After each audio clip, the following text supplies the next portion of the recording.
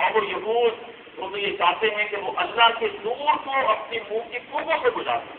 وَيَأْبَى اللَّهُ اور اللہ کو یہ نہیں رہے گا إِلَّا أَن يُتِمَّ نُورَهُ وَلَوْ كَرِهَ الْكَافِرُونَ اور اللہ تعالیٰ کو اپنے نور کا جو اتمام کرتے رہے گا وَلَوْ كَرِهَ الْكَافِرُونَ چاہے یہ کافروں کو کتنا ہی جو ناگوار ہو. یعنی جو بھی یہود کی چالیں ہیں اللہ تعالیٰ نے یہاں پر دیکھے کہ ان کو تجویز دی ہے کہ وہ منہ کی پھونکیں, اس کی کوئی حیثیت نہیں اللہ تعالیٰ کی طرف سے. لہٰذا وہ اپنے منہ کی پھونکوں سے اپنی چالوں سے وہ اللہ کے نور کو جب بجھانا چاہتے ہیں, عادلانہ نظام کے نفاذ کے لیے رکاوٹیں کھڑی کر رہے ہیں اور اللہ تعالیٰ اپنے نور کا جو اہتمام کرتے رہے گا. یہ بات ہے کیونکہ مولانا ظفر علی خان صاحب نے اپنے اشعار میں بڑے پیارا الفاظ ہے اس آیت کے حوالے سے اس کو جو وہ ڈالا ہے. انہوں نے کہا کہ نور خدا ہے کفر کی حرکت سے بندہ کر پھونکوں سے یہ چراغ بجھایا نہ جائے گا. یعنی جو بھی یہ منہ کی پھونکے اس کی یہود کی چالیں ہیں اللہ تعالیٰ کو اپنے نور کا اہتمام کرتے رہے گا چاہے یہ کافروں کو کتنا ہی ناگوار ملے. اور وہ نور کا اہتمام کس طرح سے کرے گا. اب وہ آیت آ رہی ہے آیت نمبر 33 سورہ توبہ کہ جو کہ 3 مقامات پر اللہ تعالیٰ نے یہی آیت جو ہے وہ نازل کرنا ہے. اس کا جو ایک حصہ ہے کہ جس میں اللہ کے رسول صلی اللہ علیہ وسلم کا مقصد بے سر کیا آپ کو کیوں بھیجا گیا رسول جو ہے بنا کر وہ اللہ تعالیٰ نے ہمارے سامنے واضح کیا. ایک تو یہ سورہ توبہ کی آیت نمبر 33 ہے. اسی طرح سے سورہ فتح کی آیت نمبر 28 انشاءاللہ اس میں ہم یہ سمجھیں گے. اور پھر یہ کہ سورہ صف کی آیت نمبر 9 یہ 3 مقامات ہیں کہ جس میں اللہ کے رسول صلی اللہ علیہ وسلم کا جو بھی مشن تھا یا جو بھی ان کا مقصد تھا وہ ہمارے سامنے اللہ نے رکھا ہے. فرمایا هو الذی ارسل رسولہ بالہدی وہی اللہ کے جس نے بھیجا اپنے رسول صلی اللہ علیہ وسلم کو بالہدی کامل ہدایت کے ساتھ کمپلیٹ گائیڈنس کے ساتھ. نمبر 1 وہ دین الحق اور سچا دین دے کر ایک عادلانہ نظام ایک شریعت ایک میزان عدل ہے وہ دے کر. اور کیوں بھیجا یہ 2 چیزیں کیوں عطا فرمائی اللہ کے رسول صلی اللہ علیہ وسلم کو لیظہرہ علی الدین تاکہ وہ اس نظام کو اس عادلانہ نظام کو تمام جو بھی باطل ادیان اس پر جو ہے وہ غالب کرتے. ولو کرہ المشرکون خواہ یہ مشرکوں کو کتنا ہی جو ہے ناگوار ہو. یہ وہ مقصد تھا کہ جو کہ واقعتاً اگر اللہ کے رسول صلی اللہ علیہ وسلم کا وہ ہماری نگاہوں کے سامنے نہ ہو تو پھر یہ کہ جو بھی آپ کی لائف ہے مدنی اور مکی پیریڈ ہے اس میں آپ کو بڑا ایک کنٹروڈکشن جو نظر آئے کہ جو کہ پھر غیر مسلم وہ پھر چوری کرتے ہیں اور جو ہے اس میں محمد ایک مکہ ہے محمد ایک مدینہ ان کو رپورٹ اس میں جو ہے یہ کتاب سے وہ لکھے اور اس میں یہی شوق کیا کہ بھئی مکے کے جو بھی محمد ہیں صلی اللہ علیہ وسلم ان کا رنگ الگ ہی ہے. وہ نبوی دور میں نبوت میں جو ہے نظر آتے ہیں لیکن یہ کہ جو مدنی دور ہے اس میں تو وہ تلوار مارتے ہیں اور کسی کو وہ برداشت نہیں کرتے ہیں ان کا ایک الگ ہی جو وہ رنگ ہے. لہٰذا ایک کانٹرڈکشن جو ہے بظاہر نظر آتا ہے حالانکہ کانٹرڈکشن نہیں جب تک یہ آیت سامنے نہ ہو. یہ آیت جو بھی یہ بظاہر ایک تفریح نظر آ رہی ہے اللہ کے رسول صلی اللہ علیہ وسلم کے کردار میں اس کو بالکل جو ہے واضح کرنا.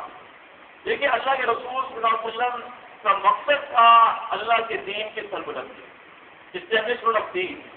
اس کے لیے اللہ کے رسول صلی اللہ علیہ وسلم نے کبھی کفار سے جو ہے معاہدے بھی کیے اور یہ کہ کبھی پھر معاہدے اوپر سے کے معلوم کبھی جو ہے ان کو قرآن کی آیات سے جو وہ سمجھا رہے ہیں 12-13 سال اب اندازہ کیجیے کیا تلوار اٹھائی آپ کو نہیں بلکہ یہ کہ اللہ کے دین کے اہتمام پہنچاتے رہے. لیکن یہ کہ واقعی ہر زمانے میں پھر ایسے لوگ ہوتے کہ جو بھی دعوت ہے تکلیف ہے اس سے بات نہیں مانتے اور یہ کہ درکل جو ہے پھر عادلانہ نظام کے نفاذ کے لیے رکاوٹیں کھڑی کرتے. زیادہ تر ایسے لوگوں کے تلوار ہے جو کہ اٹھائے جاتے اور جو کہ اٹھائی اللہ کے رسول صلی اللہ علیہ وسلم نے سن 2 ہجری سے سن 9 ہجری تک جو بھی غزوہ تبوک کے واقعات ہیں.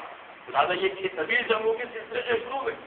لہٰذا یہ اللہ کے رسول صلی اللہ علیہ وسلم کا مقصد بیسک یہ کہ جو کہ آج پھر یہ ہمارا ہے یعنی یہ کہ جو اللہ کے رسول صلی اللہ علیہ وسلم نے اس مقصد کے لیے اپنی زندگی جو ہے وہ قربان کی ہے. یعنی یہ کہ 40 سال کی عمر میں نبوت سے پہلے آپ مکے کے بڑے تاجر تھے لیکن یہ کہ آپ نے تجارت اس کام کے لیے چھوڑی ہے.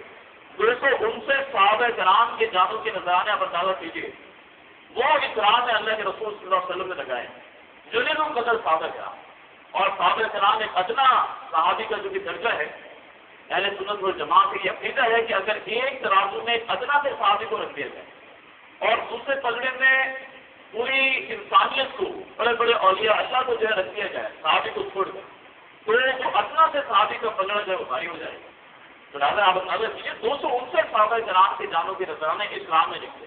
یہ وہ آپ کا مقصد ہے بے. اس کے لیے کبھی آپ جو معاہدے کر رہے ہیں تب تک جو ہے معاہدہ کیا, اور یہ کسی ایک موقع آیا ہے کہ جس میں پھر آپ نے جو ہے معاہدوں کو یہ تجدید نہیں کی. وہ بڑے بڑے لیڈر جو وہ آ رہے ہیں معاہدہ کی تجدید کرنے کے لیے, پھر آپ ان کو جو ہے بھومی لگائے, اور پھر یہ کہ اس کے بعد مستقل جنگیں بھی شروع ہوئی ہیں. لہٰذا اگر یہ آیت سامنے نہ رہے تو پھر وہ ایک کانٹرڈکشن بتایا جو بھی ہے وہ نظر آئے گا. لیکن یہ کہ یہ آیت بالکل واضح طور پر ان جو بھی ایک تفریق ہے اللہ کے رسول کی مدنی اور مکی پیریڈ میں, اس کو بالکل واضح کرتی ہے. اصل مشن یہ اللہ تعالیٰ نے الہدا دی, یہ کمپلیٹ ایک گائیڈنس دی ہے, الٹیمیٹ گائیڈنس دی قرآن کی شکل میں. وہ دین حق اور ایک آزادانہ نظام روپیے شریعت سے وہ دی ہے اللہ کے رسول صلی اللہ علیہ وسلم, تاکہ لیو تیرا ہوا دین کھلے, تاکہ آپ اس آزادانہ نظام کو, اس دین کو تمام جتنے بھی باطل ادیان ہیں اس پر جو وہ غالب کرتے ہیں.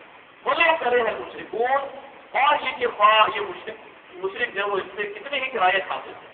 اب دیکھیے کہ یہ کام جس طرح سے آپ یہ جانتے ہیں کہ اللہ کے رسول صلی اللہ علیہ وسلم کی جو بیست ہے وہ آخری انسان تک کے لیے, اور آپ نے اللہ کا دین کا جو بھی غلبہ تھا وہ اپنے طور پر جو بھی جہاں خاص طور پر آپ بھیجے گئے تھے عرب کی سرزمین پر, وہ آپ نے اس پر جو ہے نافذ سنا دیا, فتح مکہ ہوا.